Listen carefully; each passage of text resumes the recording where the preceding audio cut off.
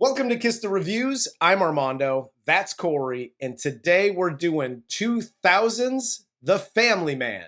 And before we get started, if you want to follow me or Corey on Twitter, you could follow me at Junior D's. You could follow Corey at Corey_Idol. And as always, you could follow the show at Kiss the Reviews on both Instagram and Twitter, as long as Twitter's around. So let's get into the cast of this, and then we'll jump right into this one. The Family Man stars Nicolas Cage as Jack Campbell, Téa Leoni as Kate Reynolds, Don Cheadle as Cash, Jeremy Piven as Arnie, Saul Rubinek as Alan Mintz, Makenzie Vega as Annie. The actors in this movie, and I don't care what anybody says about like Nick Cage. I love Nick Cage. Nick Cage, every movie he's in, I'm like, that's a good movie. That's a good movie. Like, there's never, but everybody always like rips on him for his like overacting. He's like the drama version of Jim Carrey. Yeah, I'll give you that. I have zero problem with him. Neither do I. But to be perfectly honest with you, I mean, when you ask him to play Nick Cage, he fucking plays Nick Cage. Yes. And then when you're like, hey, don't be that guy, he's not. Yeah. He's a normal kind of family guy. Yeah. There are a couple lines, though, he delivers in this where I'm like, dude, are you doing a Christopher Walken impersonation? I got that too. It was very eerily similar. Yes. But let's dive right into this one. So this movie opens in 1987. Jack and Kate are dating. They're at the airport saying goodbye as Jack is about to get on a flight to London for a year-long internship. Kate, as he's leaving, tells Jack that she has a bad feeling about him leaving, that they're going to break up, and she wants him to stay. He says, don't worry, it's only 1 year, and he gets on the plane. Corey's Life Lessons. If your significant other is getting ready to get onto an airplane and you say, I have a bad feeling about this, you're a fucking jerk. Yes. Don't tell people you have bad feelings out loud in an airport right when they're boarding a fucking plane. Have you ever seen Final Destination? Do you know what happens? I do, and it's not good. Don't do that. Save that for the car ride there, before you leave for the airport, the night before, any other time but at the goddamn gate. One, it's way too late at that point. Yep. And two, that's rude, and you're scaring the shit out of everyone within earshot. Yes. And Hard also, in this conversation, in this back and forth between them, they've obviously had this discussion about Jack leaving for this internship for quite some time. It wasn't something he brought up yesterday and is leaving today. And if you're having second thoughts about him leaving, how about have that discussion? Because from what I heard between the two of them, they had a plan in place about him leaving. Cool. We both agreed on it. Don't tell me last second before I get on the goddamn plane that all of a sudden you think it's a bad idea. No, you know what? It's kind of like when if you go get ice cream or you order something from a restaurant and you get it and you're like, man, this isn't what I wanted. Tough shit, pal. Eat it. Okay? Yeah. That's what you fucking ordered. You made this decision. You stick with that fucking decision. Don't make me feel bad because I'm trying to go better myself. Jesus Christ, did this actually happen to you? No, it's just fucking rude. Don't do it. I totally agree, but like, this seems very personal. Not really. I want her name. Who hurt you? I want her name.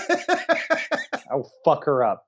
Cut to 13 years later. Jack is single. He's rich. He's a Wall Street executive living in a swanky New York City high-rise apartment. And it literally looks like he is having his best life.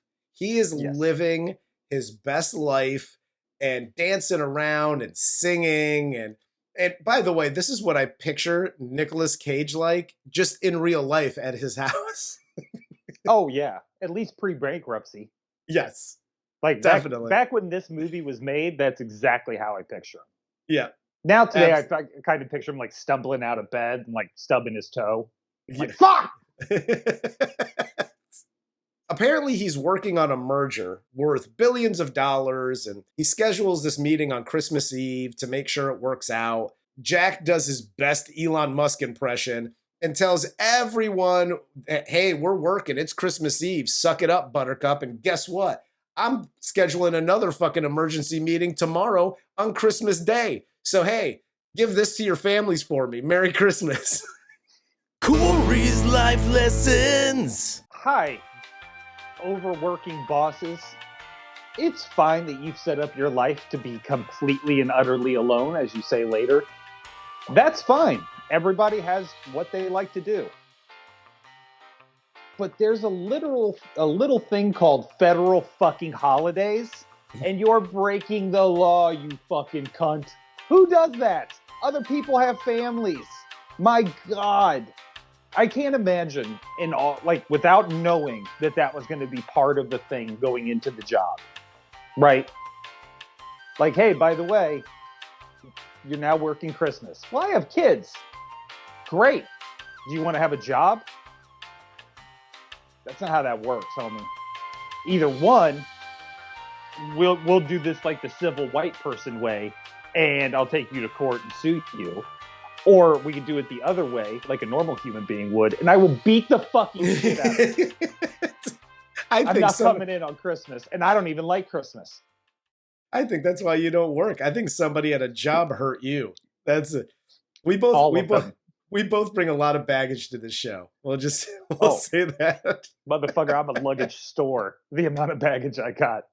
After the meeting, while going through his messages, he sees that Kate Reynolds left a message for him, and he hasn't spoken to her in 13 years, and he ignores said message. And I love the cockiness here, because this is literally every man on the planet. It's like, oh, old Flame called me around Christmas. I know what she wants. Probably wants to go down memory lane about the best dickin' she ever got. And as it turns out later, we find out that that's not at all why she was calling. Not at all. I just found an old box of your shit and was trying to be nice. I was just trying to get rid of this shit, and I didn't want to light it on fire. I thought that was rude. So I figured I'd just call you. I love even like he asked his boss, like, oh, an old flame called me. What would you do? Best to leave it in the past. She doesn't need any of that now. No, you're a busy man. Yeah, you're right. I'm awesome. Right. She just wants to give you a box of shit. Here's your fucking fantasy football trophy. She wants to give you your Sinead O'Connor CD. So that night, after leaving the office, he goes across the street to buy some eggnog. Gross. And while he's there, some dude named Cash comes in saying that he has a winning lottery ticket worth $238. The store clerk apparently hasn't seen a review for Menace to Society, so he tells him to shove his ticket up his ass. Cash then pulls out a gun. Jack steps in and offers to buy the ticket from him. And then they go outside and they make their little transaction. Scam or no scam? I'm pulling out a gun here too. Because he didn't even look at the ticket. He's like, no, it's a loser. Look, motherfucker, we're about to have a problem. You think getting to work on Christmas is a problem? Try denying me my money. Well, that's the other thing. And I know this was 2000, and that's 22, almost 23 years ago, but they still had scanners for lottery. He was like, oh, you draw the line to make the number. That's not how that works, bitch. No. Scan the fucking ticket. If it comes up a loser, then it's a loser. Yeah. And by the way, you can't tell a printed lottery ticket from a guy who drew with a Sharpie that says 9. Get the fuck out of my face with your bullshit. And by the way, seriously, go watch Menace to Society review that we did. There's a lot of good life-saving tips in there for city life. Absolutely. And Nick Cage here does literally the dumbest thing you could possibly do in the middle of a robbery and says, hey, man, let's make a business deal. Dude, you know what he's going to say in real life if he's not an angel? Nothing. He's going to say, get butt naked, bitch. I'm taking everything. I'm taking your $3,000 suit off your fucking back right now and whatever's in your wallet. Butt naked, superhero. And he makes the second dumbest decision after he goes outside and has said transaction with Cash. He tries to give Cash a PSA about hard work and bootstraps and things. And Cash walks away cryptically telling Jack to remember that he brought this on himself. So Jack then goes back to his penthouse and goes to sleep. For full disclosure, I've never seen this movie one time in my life. I barely remembered the preview. I knew it was a Nick Cage movie. That's it. So up until this, I'm like, are we going to do like a regarding Henry situation? Like, is he going to get shot and then we go into A Wonderful Life kind of thing? Or like, what's going to happen here? So at this point, when Don Cheadle says, remember this is what you wanted and you asked for this, blah, blah, blah. That's when it was like, oh, okay. Now I'm on board. I understand where we're going with the Christmas movie. Yeah. Up until this point, they did a really good job, like giving you the background of Nick Cage with, again, not going into a Madam Exposition scenario. Yes. Where you're just dumping it on us. You're letting us ease into who Jack is as a person. Yeah. And, he's not necessarily a bad guy. He's just a money-driven dick. Yes. Not necessarily a bad, like he's nice to his doorman. He's giving him, tips on what to do with all the tips. But also, he didn't give him a tip. Yes. For Christmas. He gave him like investment advice. Yes, exactly. You know what I mean? So he's that kind of guy. Yeah. Worms his way in and out of things. And they do a really good job of that. And then like once Cheadle says that, now okay, we're about to jump off into the fucking Christmas movie. Yes. And the next morning, on Christmas Day, Jack wakes up in a bed of a New Jersey suburb house. Kate is lying next to him in bed. His kids are jumping on the bed. He gets out of the bed, immediately runs out of the house, hops in his minivan, and drives to his penthouse building in New York City. His doorman and his neighbor don't recognize him, and they refuse to let him in here. He then goes to his office, where the doorman doesn't recognize him either.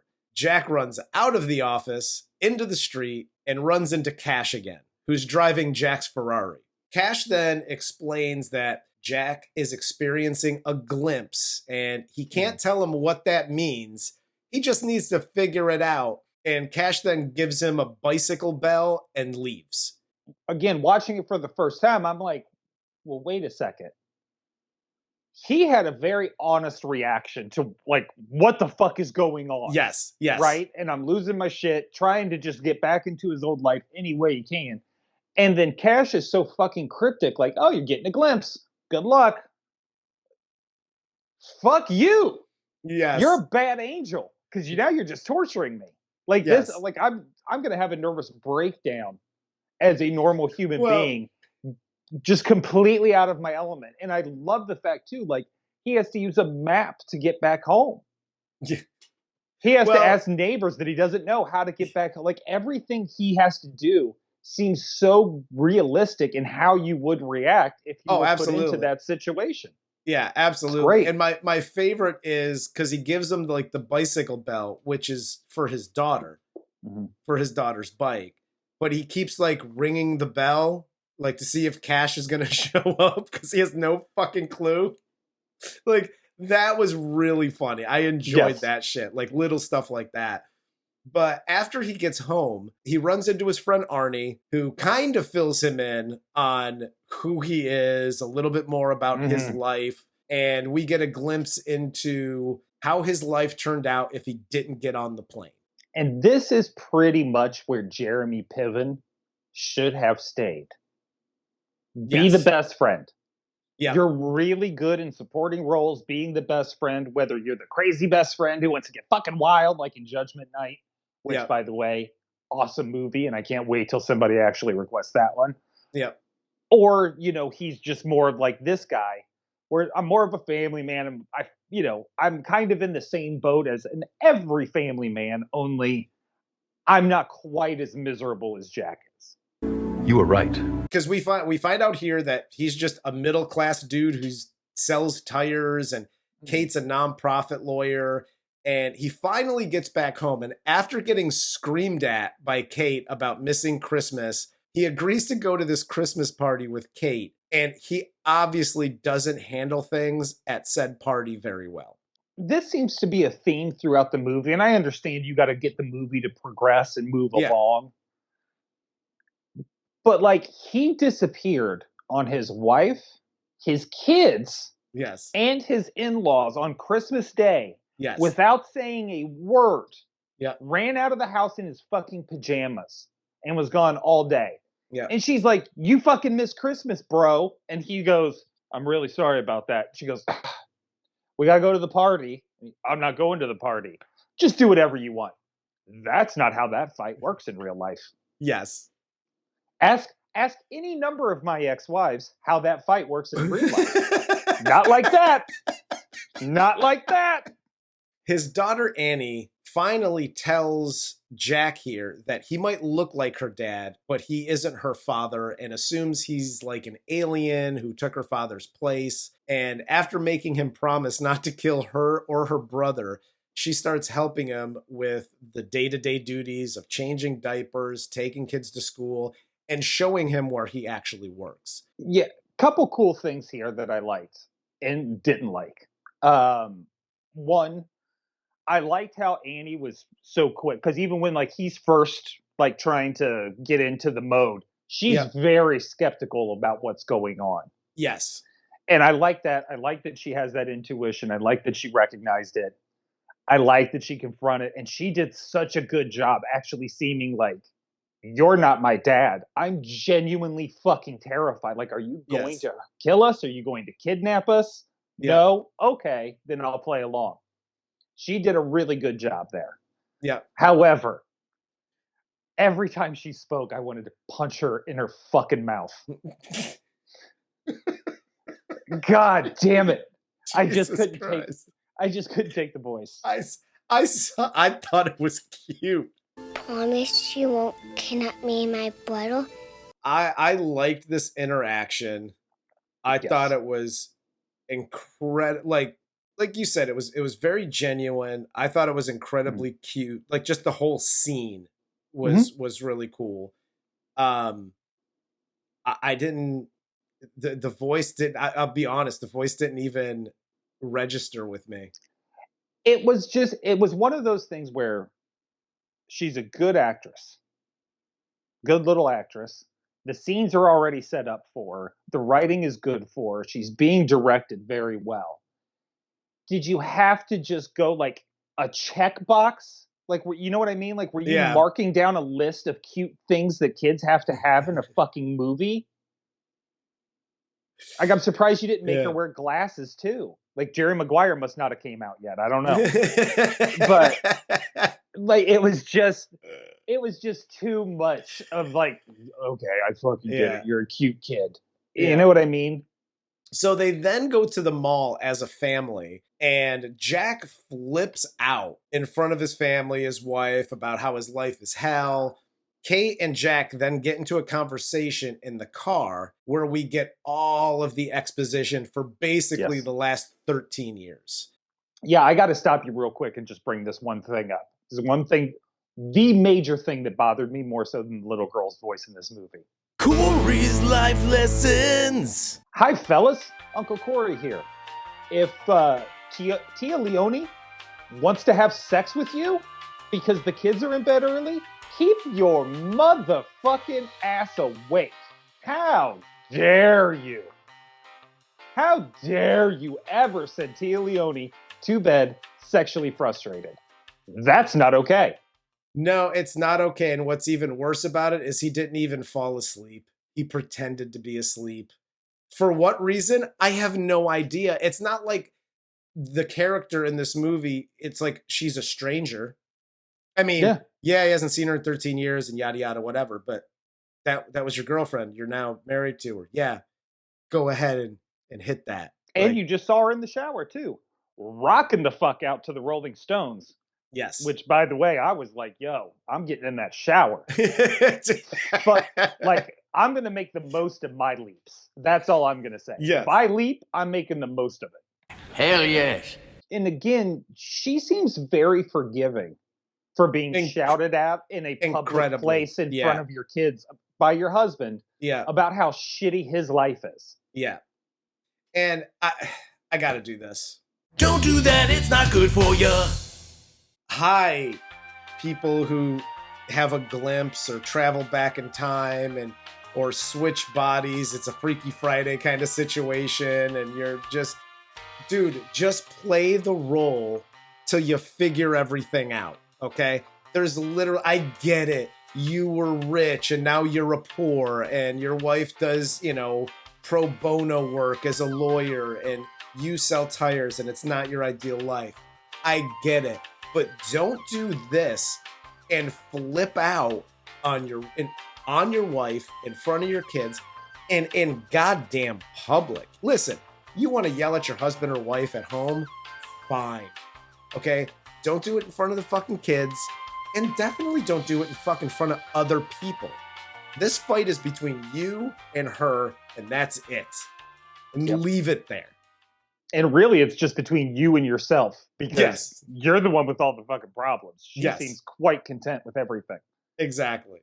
But yeah, again, she's just very forgiving. And I'm with you. If you do find yourself in a leaping situation, be more like Scott Bakula. Let's start with the happy ending.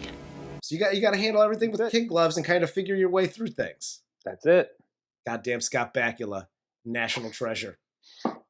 So after this, we then get a bunch of scenes of Jack bowling, hitting on one of his friend's wives, pissing off Kate, forgetting their anniversary. And why do these? This is the one thing I don't like about movies like this, and not necessarily like holiday movies, but also holiday movies. Why do these things take place around anniversary? There's always got to be like a wedding anniversary in the mix. And you live in fucking like Hoboken. Who's getting married in fucking December or January in fucking Hoboken? Anywhere that it's not like, I don't know, warm.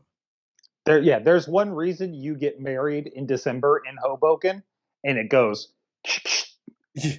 That's called a shotgun wedding. Kids. Yes. No, absolutely. Like, but yeah, unless you're with child and the religious Catholic upbringing of her family is like, you better marry my daughter. You're not getting married in December. Nobody should get married in Hoboken.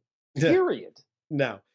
First of all, leave my family out of it. Second of all, it would kind of go something more like this. You needed to marry my daughter. She's pregnant. You make it the pregnancies. After he forgets the anniversary, he makes it up to Kate with a really nice dinner, hotel room, some sexy time. And Jack here then realizes that he really never stopped loving Kate. Corey's life lessons. Hi, partners. Uncle Corey here.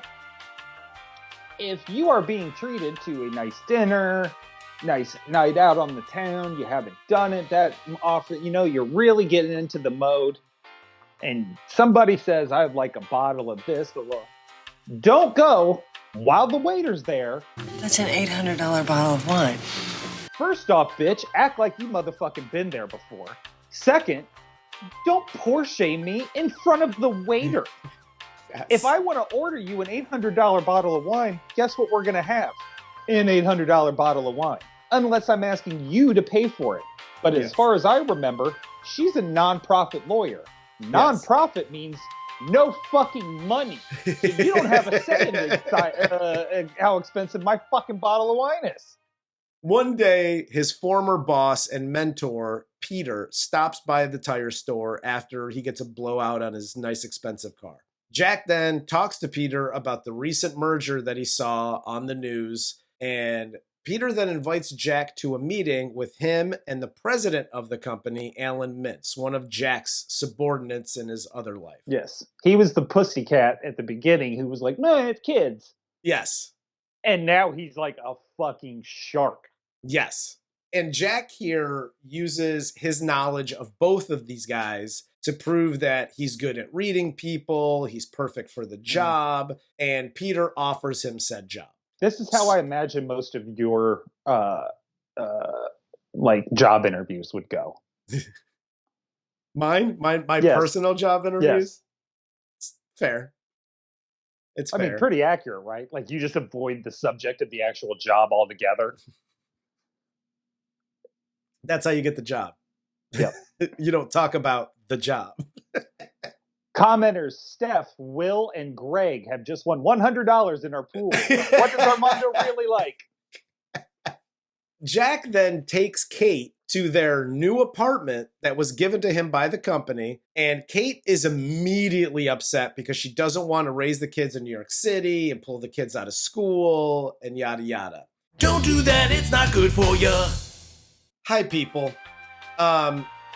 When you're trying to sell something to your spouse, tell the person you're selling to what's in it for them.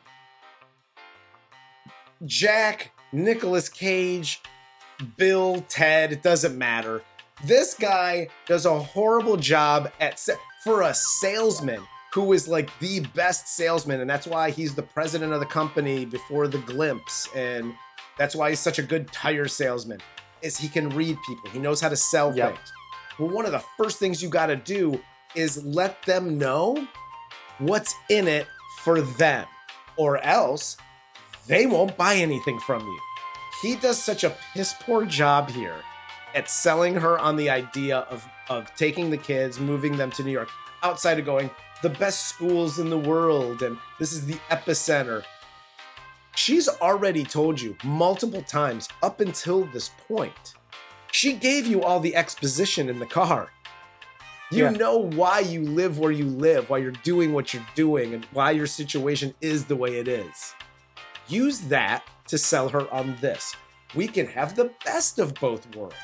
We can have money and in security, but also we could take care. You go into those things. He does none of this, and it immediately just pisses her off. Yeah, well, and that's the other, like, he comes in very excited. And again, they've been together for a very long time. He came back from London, as we find out in a little bit. Instead of actually just not going, he went and then turned around and came right back. So she knows his background with finance, with stocks, and he wants that. He needs that. That's who he is as a person, as his career ambition. Yep.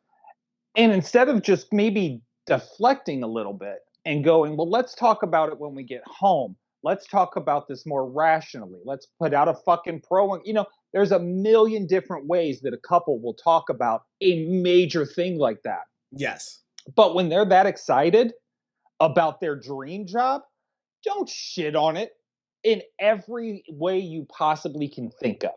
Well, and what sucks is... And I get what you're saying, because you're right. He comes home, he's like, we're going to make money, get the kids, pack the shit, let's get the fuck out of here. Matter of fact, don't pack the shit. It's cheap, gross, I hate it, let's go. Yeah. And it's like, well, wait a second. Like, we need to actually have a conversation about this. But she doesn't. She's just like, well, no, it's too long of a drive for you to work here. Yeah. You know, work there and stay. Well, it's my drive. Fuck you. What I hate. Well, my favorite line though in this is when he goes. She's like, well, what am I going to do for work? And he was like, dude, this is New York City. This is like poor people's central. This is New York City. It's like the needy people capital of the world. Your Jersey clients aren't a tenth as pathetic as the ones you could find here. If you're going to do that, phrase it just a little bit differently. But the thing that upsets me about this movie, and I really like this movie, the thing that upsets me about it is it's constantly, rah, fuck you, I can't believe you did that or said that or forgot this and blah, blah, blah. I'm sorry, that's okay. And then everything's fine. I'm like, that's just not how things work.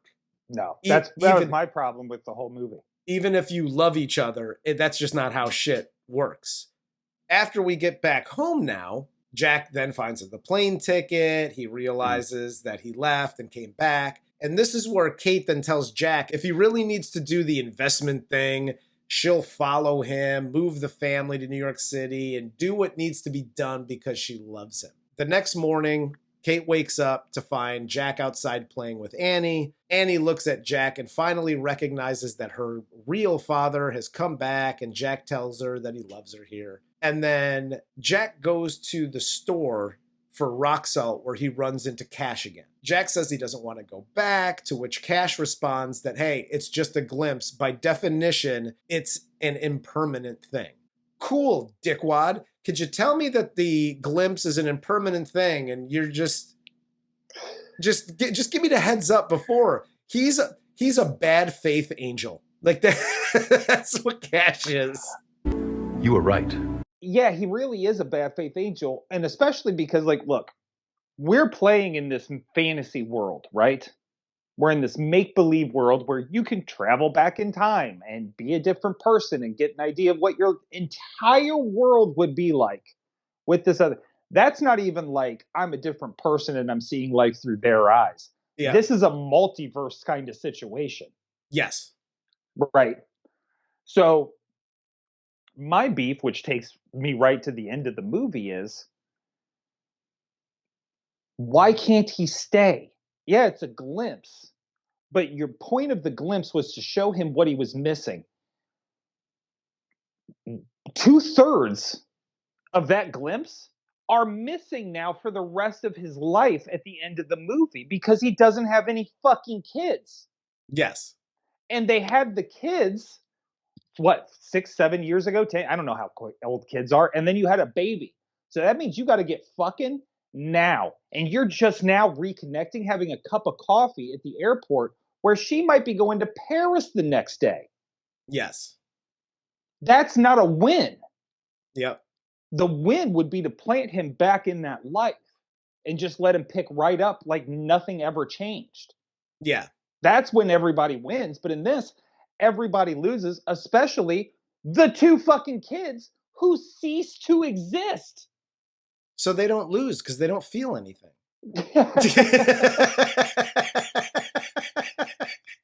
He goes to sleep that night. He wakes up in his penthouse the next day. So all this shit didn't happen, whatever. Maybe it was a dream, maybe whatever the fuck. So while getting a ride to the airport, because he's got to go to Aspen, whatever, he decides that he's going to go see Kate. He looks up her address. This is where he finds out that she's moving to Paris and she became this big time lawyer. And the only reason she called him was to give him a box of his old shit and stupid CDs before she moves. And she's essentially blowing him off. This is like one of the quickest blow-offs ever.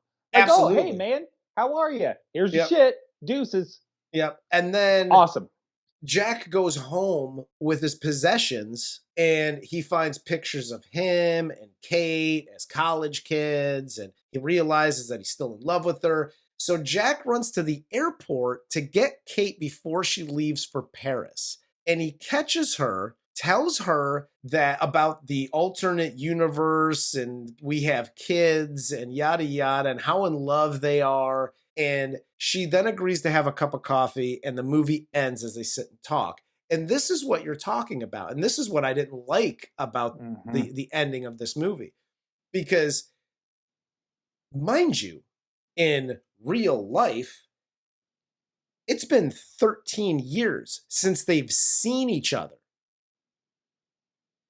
And out of nowhere, you call him because, you know, he's got his House of Pain CD and a bunch of shit at your apartment that he needs to come grab. So you're like, fucking dope. Call this at, first of all, you're not calling that guy. You're just throwing the shit away. Yeah. But you reached out, blah, blah, blah. He sees it, and now he's having a psychotic episode in the middle of the fucking airport. What Kate is doing here is going, yo, I'm so glad we lost touch because I'm going to Paris and I'm going to go find me some French dude that isn't crazy. Yeah, I'm going to go find me anything that isn't a fucking rock at this point. I'm with you 100%. My PSA here was going to be, hi kids, Uncle Corey, don't placate somebody that's in the middle of a fucking psychotic break. That's not great. And that's exactly what's happening. Yeah, the only that's how you thing, end up in a trunk, bro. It's no shit for real. But instead, she goes and has coffee with him. End of movie as they laugh and yada yada. Yeah, I really liked this movie until the airport scene. Mm-hmm. Like I would have even liked this movie even more because, you know, me, I'd like some darkness to my movies. So he gets the box. She's moving to Paris. And you know what? He's just shit out of luck. That's how the fucking movie ends. When you make decisions like this, blah, blah, blah, blah, blah, this is what happened. These are the repercussions. And you can't go back in time and fix shit. If it ended like that, that would have been great. Or if you had another way to get them together to have that cup of coffee at the end, where he's not talking about the kids that don't exist and their house in Jersey and whatever, because any normal person, especially a successful lawyer, is going to go, what the fuck are you talking about? Get out of my face. And now you got a restraining order on your ass. Pretty much. Yeah.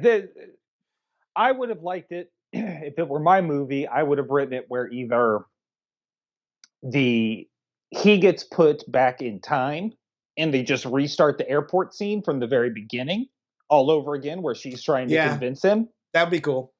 And, you know, he's like, I'm sorry, it'll be fine. And then at the end, he turns around, like comes out of the airplane, because you used to be able to do that shit too. Comes out of the airplane. It's like, oh, I changed my mind. Fuck London. And then you know what their life is going to be. Yes. Or he goes to sleep. He wakes up, gets the box, and is just like, fuck. She flies to Paris. He goes to bed again, and then wakes up back in the house.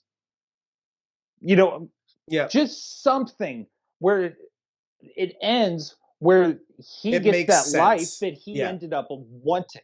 Yes. Because they still don't get that life. It's like, oh, you figured out you liked her.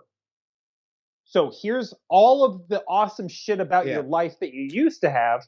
Yeah. And now we're just going to throw Kate in there as well, just for shits and giggles. Here's a great ending for you. Okay. Just thought of this. I'm so smart.